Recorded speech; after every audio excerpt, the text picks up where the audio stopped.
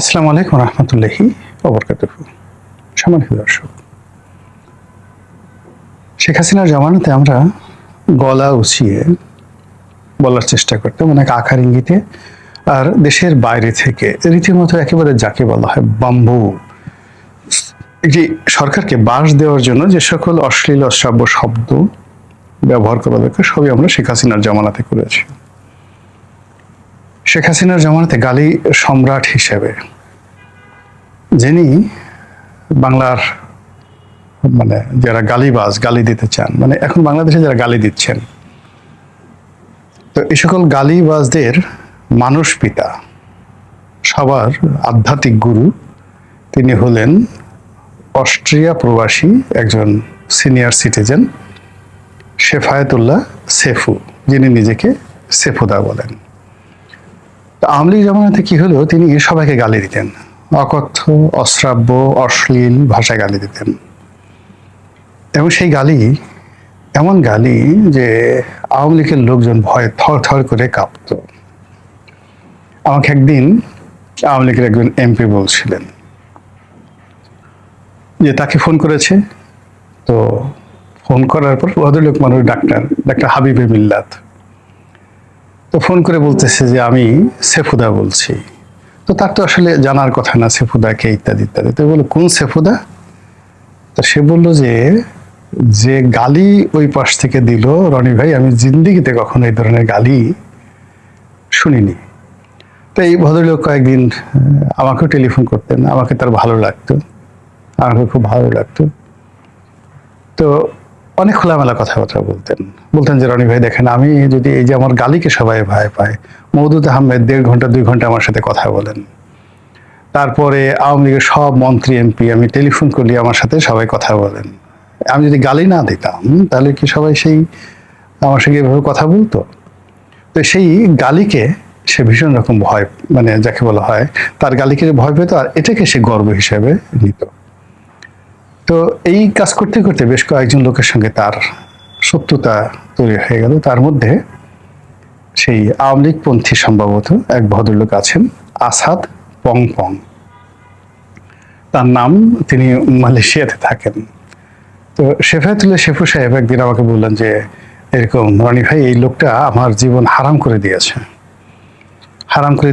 কারণ হলো সে শুধু অনলাইনে আমাকে গালি দেয় না, সে সময় সুযোগ পেলে আমাকে টেলিফোন করে আমাকে গালি দেয়। এত বেশি গালি দেয় যে শেফায়েতুল্লাহকে অসুস্থ বানিয়ে ফেলেছে সেই আসাদ পংপং। তো পরে আমি খুব আগ্রহ নিয়ে নেটে গিয়ে সেই আসাদ পংপং এর কতগুলো গালি আমি শুনলাম, দেখলাম যে সে আসলে শেফায়েতুল্লাহ সেফুর বাবা। তো এই যে একটা সংস্কৃতি শুরু করেছিল আসাদ পংপং, এরপরে কয়েকজন মহিলাও তারাও আমেরিকা থেকে বেশ গালি দিতেন। একজন মহিলা, কি যেন নাম, তো যাই হোক, সেও খুব গালাগালি করতেন খুব আদিবাসী ভাষায়। কিন্তু এটা আসলে একটা নির্দিষ্ট সার্টেন লিমিট পর্যন্ত চলে, এই অশ্লীলতা অশ্রাব্যতা। এরপরে এগুলো আর ভালো লাগে না। বাংলাদেশে যেমন 1, 2, 3 বা টিনের ছেলে কাউয়া, এই জিনিসগুলো আপনি এখন যদি বলতে যান, প্রথম 1 সপ্তাহ 15 দিন, 1 মাস 1.5 মাস এই জিনিসগুলো শুনতো। কিন্তু যদি আপনাকে টিকতে হয়, তাহলে আমাদের যে নর্মাল যে ফেনোমেনা রয়েছে, সেই ফেনোমেনার মধ্যেই আপনাকে টিকতে হবে। অন্যদিকে সেই গালিকে ভর করে এবং অশ্লীলতাকে ভর করে দুজন বীর, একজনের নাম ইল্লু আর একজনের নাম পিঙ্কু। ইল্লু যে কাজটি করতো সেটা হলো, ধরুন যে কোনো ভদ্রলোক বা যে কোনো ভদ্র মহিলা, সুন্দর এবং সুন্দরী, তাদের দৃশ্য তাদেরকে টার্গেট করে, যেমন টেলিভিশনের একজন উপস্থাপিকা, তার সঙ্গে ধরেন একজন সাংবাদিক, রাজনীতিবিদ, বা ধরুন আর একজন মহিলা আর একজনের সাথে, এগুলো করে হি মেড এ ফিল্ম পিছন থেকে। এখন আসলে ভয়েস ওভার প্রোটোকল, তারপরে এখানের এক ছবি এখানের এক ছবি, এগুলো দিয়েছে একটা বিশাল রকম একটা অশ্লীল গল্প। সেখানে কে কার খাট কাঁপালো, খাটের তলে বসে কে কিভাবে দেখলো, তারপরে শেষে সেখানে কি ধরনের যৌন উন্মাদনা চলে, এই ধরনের রগরগে কাহিনী সে চালালো বেশ কিছুদিন। কিন্তু এখন নো ওয়ান রেসপন্ড, তার সেই বক্তব্য কেউ শুনছে না, সবাই চলে গেছে এবং ঘুরে ফিরে আমাদের সেই মূল রাজনীতিতে চলে আসতে হয়েছে। তো সেই ইল্লুর সাথে আবার আরেকজন লোক যুক্ত হয়ে গেল, তার নাম হলো পিঙ্কু। পিঙ্কু একটু লেখাপড়া জানা, তো সেই লেখাপড়া জানা পিঙ্কু সে সেই একসাথে শেফায়েতুল্লাহ সেফুর সেই গালি, ইল্লুর সেই খাটকাফানো অশ্লীলতা, মানে যা কিছু মন্দ রয়েছে এই সমাজে প্রায় সব মন্দগুলো একত্র করে সে একটা মিক্সচার তৈরি করে বেশ কিছুদিন সে দাপট শুরু করলো এবং একেবারে 1 বছরের মধ্যে হিরো, সুপার হিরো বলতে গেলে একেবারে Alexander the great of Bengal হয়ে গেল। কিন্তু ধীরে ধীরে ধীরে ধীরে দেখা গেল সেই অশ্লীলতার যে জিনিস, মিথ্যার যে জিনিস, সেই জিনিসগুলো আসলে লং টার্মে কেউ খাচ্ছে না এবং পুরো যারা একসময় তাকে খুব নির্ভর করতো, ভালোবাসতো, যাদের মানে এই সেফায়েতুল্লাহকে, ইল্লুকে, পিঙ্কুকে, এখন ওই মানুষগুলোই দেখা গেল তাদের চেহারা দেখার সঙ্গে সঙ্গে বমি করছে। তো একইভাবে ধরেন আওয়ামী লীগ জমানাতে আমরা অনেকগুলো ন্যারেটিভ আওয়ামী লীগের বিরুদ্ধে তৈরি করেছিলাম ইন এ পজিটিভ ওয়ে, শিল্প এবং সংস্কৃতির মতো করে, ইতিহাস দিয়ে, ঐতিহ্য দিয়ে। যেমন উনি বাংলাদেশের সেই লেডি যাকে বলা হয়, ওই যে ভারতের যে সিকিম যে ভারতের হাতে তুলে দিয়েছিল, ভদ্রলোকের নাম আমার এখন মনে আসছে না, খুব জনপ্রিয় এবং বিখ্যাত ব্যক্তি ছিলেন, মানে কথা বলতে বলতে অনেক সময় হয়ে যায় আর কি। তো আমরা তার সঙ্গে তার তুলনা করতাম, আমরা মনে করতাম যে ভারত বাংলাদেশকে হায়দ্রাবাদের মতো অধিকার করে নিয়ে যাবে, কাশ্মীরের মতো দখল করে নিয়ে যাবে, এরকম কথাগুলো আমরা বলতাম। কিন্তু সময়ের প্রেক্ষাপটে এই যে শেখ হাসিনা চলে গেছেন, আমরা কি দেখছি? বাংলাদেশ কি সিকিম হয়েছে, কিংবা বাংলাদেশ কি হায়দ্রাবাদ হয়েছে, কিংবা শেখ হাসিনার উপর যখন এত মানে হলো, ভারত কি একটা সেনাবাহিনী পাঠিয়েছে, একটা চড়াই পাখি পাঠিয়েছে, কোনো কিছু পাঠিয়েছে? নাথিং। সে তার কূটনীতির যে ভব্যতা, এটা বজায় রাখার চেষ্টা করেছে। এবং শেখ হাসিনার পতনের পরে ভারত সত্যিকার অর্থে প্রাণবন্ত চেষ্টা করেছিল in a good way, in a nice way, doctor Mohammad Yunus সরকারের সঙ্গে একটি সৌহার্দ্যপূর্ণ সম্পর্ক স্থাপন করার জন্য। তাদের হয়তো ডিমান্ড ছিল নিজেদের ব্যবসা বাণিজ্য প্রথম, দ্বিতীয়ত আওয়ামী লীগের ব্যাপারে একটু লিবারেল হওয়া, শেখ হাসিনাকে কিছুটা হলেও ছাড় দেওয়া, বা রাজনীতির জন্য নয়, জাস্ট একটু ছাড় দেওয়া, এই জিনিসগুলো হয়তো ছিল।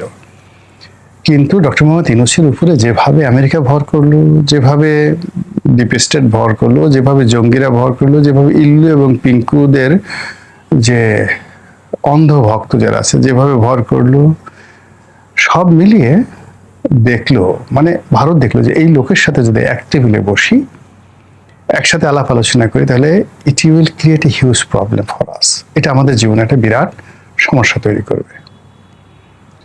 তো এই যে ইল্লু পিঙ্কুদের কারণে বা উগ্রবাদের কারণে ভারত কি করলো, ধীরে ধীরে ধীরে ধীরে ডক্টর মোহাম্মদ ইউনূসের কাছ থেকে সরে গেল এবং এটা ডক্টর মোহাম্মদ ইউনূসের জন্য একটা বিরাট প্রথম রাজনৈতিক এবং নৈতিক পরাজয়। এরপর যখন নতুন সরকার আসলো, সেই সরকার আসার আগে ভারত কিন্তু ওয়েলকাম জানিয়েছিল, তারা জানতো, এমনকি যদি সেই তারেক রহমান সাহেবের পরিবর্তে যদি জামাতও আসতো, তাহলে ভারত একইভাবে তাদেরকে অভ্যর্থনা জানাতো, যেভাবে তারেক রহমান সাহেবের মায়ের অর্থাৎ বেগম খালেদা জিয়ার জানাজাতে উপস্থিত হয়েছিল, তাকে ওয়েলকাম জানিয়েছিল।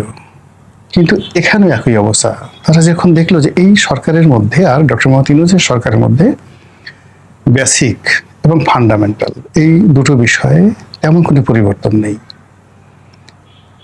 অধিকাংশ কেমন যেন একটা ধারাবাহিকতা রয়েছে এবং ক্ষেত্র বিশেষে ইউনূসের সরকারের কতগুলো ভালো দিক ছিল, আবার কিছু মন্দ দিক ছিল। বর্তমান সরকারে দেখা গেল যে ওইরকম ইউনূস সরকারের যে ভালো দিক, তাদের যেমন অর্থনৈতিক সেক্টর, ব্যাংকিং সেক্টরটাকে তারা একটা যাকে বলা একটা ম্যানেজমেন্টের মধ্যে নিয়ে এসেছিল, সেটা এই সরকারের আমলে তারা দেখছে না।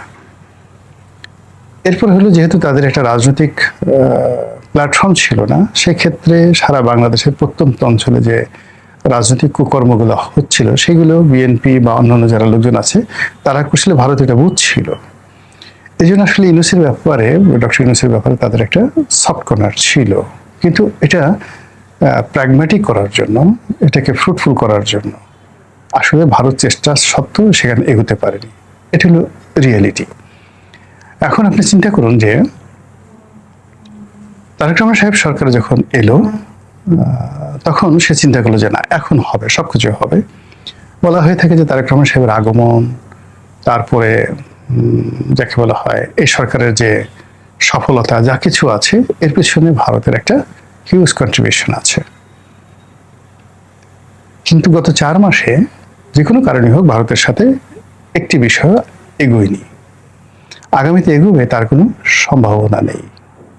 ফলে কি হলো, ভারত এবং বাংলাদেশের যে সম্পর্কটি ইনুর জামানাতে একেবারে পতনের অতলান্তে পৌঁছে গিয়েছিল, সেটি এখন আরো প্রবল আকার ধারণ করেছে। এবং এর মধ্যে ভারত যে কাজটি করছে সেটি হলো, ভারত যেমন ভিসাটা বন্ধ রেখেছিল ইনুস জামানাতে, সেটা উন্মুক্ত করে দিয়েছে।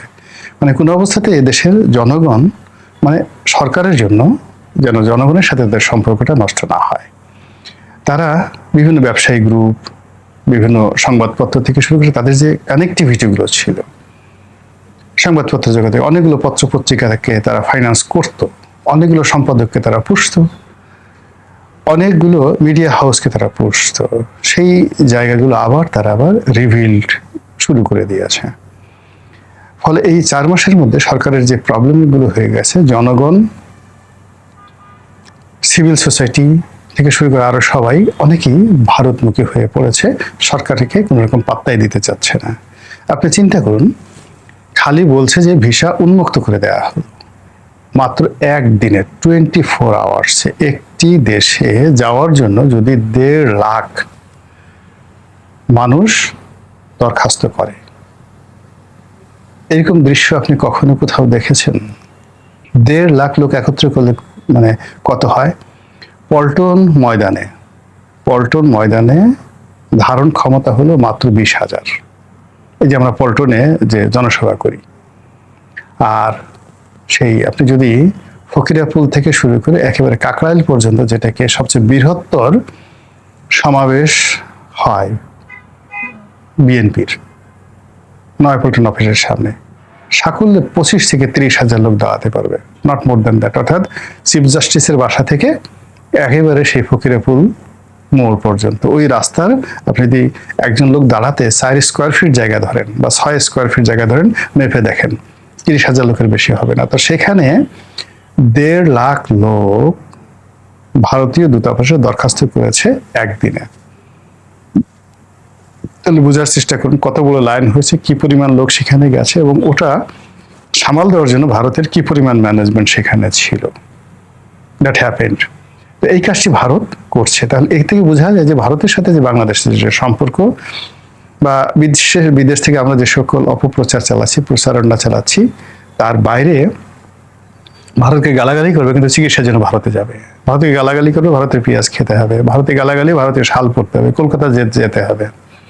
শুধু হিন্দু না, মুসলমান অনেক সবাই, এবং সীমান্তে যারা লোকজন আছে তাদের কথা তো বাদই।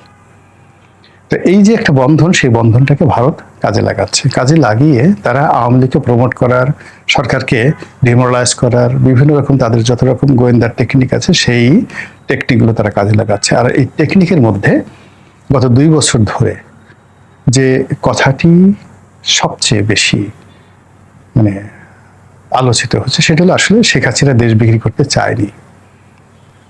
সে ওই যে কথাটি আগে মনে আসেনি, লেন্দুব দর্জি, সে আসলে লেন্দুব দর্জি ছিলেন না। তিনি এই দেশটিকে সিকিম বানাতে চাননি। তিনি একটি স্বতন্ত্র মর্যাদা নিয়ে এক হাতে ভারতকে রেখে যেভাবে দুর্দান্ত গতিতে 17 বছর দেশ শাসন করেছেন, তার যদি এই 3টি নির্বাচনের ভুল না হতো, তিনি যদি সালমান এফ রহমান, এসালমদের মতো লোকজনদের কবলে না পড়তেন, তাহলে ভিন্ন ইতিহাস, একটা অমরত্বের ইতিহাস তৈরি হতে পারতো শেখ হাসিনার জন্য। এই কথাগুলো এখন মানুষজন বলছে এবং এই ন্যারেটিভগুলো তৈরি করা হচ্ছে, এবং এর পেছনে ভারতের অবশ্যই মদত আছে। অন্যদিকে যেটা বলা হচ্ছে যে আরে এই তো বিশ্ব বাটপার, এই বিশ্ব খেলোয়াড় এই দেশটাকে শেষ করে দিয়েছে। ইস্ট ইন্ডিয়া কোম্পানি রবার্ট ক্লাইভের চেয়ে খারাপ, এই মির্জাফর চেয়ে খারাপ, এই পুরো দেশটাকে বিক্রি করে দিচ্ছে। সেন্ট মার্টিন বিক্রি করে দিচ্ছে। সেন্ট মার্টিন তো শেখ হাসিনার কাছে চেয়েছিল, সে দেয়নি। শেখ হাসিনা যখন বলছে আমার কাছে সেন্ট মার্টিন চেয়েছে, আমরা ঠাট্টা করেছি। সেন্ট মার্টিন দিয়ে কি করবে? এখানে জাহাজ আসে না, এখানে ড্রাফট নাই। আমেরিকা দূতাবাসের পক্ষ থেকে বলা হলো যে আমরা এই ধরনের কিছু চাচ্ছি না, না, ইট ইজ ওপেন সিক্রেট। বেহায়ার মতো তারা এখন বলছে তারা একটা করিডোর চায়। তো যে লোক কক্সবাজার একটা করিডোর চায়, সে কি সেন্ট মার্টিন চায় না? সেই সেন্ট মার্টিন ওই সময়টাতে তত্ত্বাবধায়কের আমলে বন্ধ করা হয়েছে, অন্তর্বর্তীকালীন সময় বন্ধ করা হয়েছে, এখন পর্যন্ত চালু করা হয়নি। সীমিত আকারে সেখানে যাওয়া হচ্ছে। মানুষের হাজার হাজার কোটি টাকার বিনিয়োগ, পরিবেশের কথা বলে, বিভিন্ন কথা বলে সেখানে সীমিত করে রাখা হয়েছে। এখন সবাই বলছে আরে শেখ হাসিনা থাকলে কি এরকম হতো? শেখ হাসিনা থাকলে এই সেন্ট মার্টিন আরো উন্নত হতো, আরো সুন্দর হতো, আরো চমৎকার হতো। আমরা আমাদের নিজ ভূখণ্ডে পরবাসী হতাম না। আমরা এখন ইচ্ছে করলে আলীকদম যেতে পারি না, আমরা এখন বান্দরবন যেতে পারি না, আমরা এখন থানচি যেতে পারি না। এখন যে অবস্থা আছে, শেখ হাসিনা থাকলে এই ঘটনাগুলো ঘটতো না। এই কথাগুলো বলছে, আপনি পাবলিকের মুখ বন্ধ করতে পারবেন না। আর অধিকান্ত বলছে এই বিশ্ব বেহায়ার দল, এরা এই দেশটা বিক্রি করার জন্যই মূলত বাংলাদেশে এসছে। এদেরকে ওয়েস্ট, পশ্চিমা এই গত 30-40 বছর যাবৎ অর্থ দিয়ে, বৃত্ত দিয়ে এই টাউটারি বাটপারি শিখিয়েছে। তারা এই দেশটাকে সর্বনাশ করে পশ্চিমের হাতে তুলে দিয়েছে এবং স্বাধীনতা, সার্বভৌমত্ব শেষ। এখন এরা বঙ্গভবন মানে টার্গেট করেছে, গণভবন উড়িয়ে দিয়েছে, 32 নম্বর ভেঙে দিয়েছে, এখন বঙ্গোপসাগর দখল করবে। কি না করবে তারা? আর এর প্রেক্ষাপটে এদের এই দুর্বলতার সুযোগ নিয়ে ভারতও বসে বসে, আমরাও বসে থাকবো কেন? ওরা যদি কক্সবাজার, চট্টগ্রাম, বান্দরবন, উখিয়া এই অঞ্চল নিয়ে নিতে পারে, আমরা কেন? আমরা তো একটা পরাশক্তি, আমরা তো রংপুর নিয়ে নিতে পারি। আমরা কিনে নেব, যদি কিনে আমাদের না দেয় তাহলে আমরা জোর করে নেব। এরকম যখন একটা টানাটানি চলছে, তখন মানুষ কি চায়? একটা বটবৃক্ষ, একটা ব্যাকবোনওয়ালা নেতৃত্ব, যেখানে মানুষকে স্বস্তি দিবে, ভরসা দিবে, আস্থা দিবে যে ডোন্ট ওয়ারি, আমি আছি। রাজনীতি কোথায় যাচ্ছে, দেশ কোথায় যাচ্ছে, এবং এই রাজনীতির যে নাটাই বা রাজনীতির যে হুইল, স্টিয়ারিং, এটি শেষ পর্যন্ত কার হাতে যাচ্ছে বলে আপনি মনে করেন? মহান আল্লাহ আমাদের সবাইকে হেদায়েত দান করুন এবং হেফাজত করুন। আসসালামু আলাইকুম ওয়া রাহমাতুল্লাহি ওয়া বারাকাতুহু।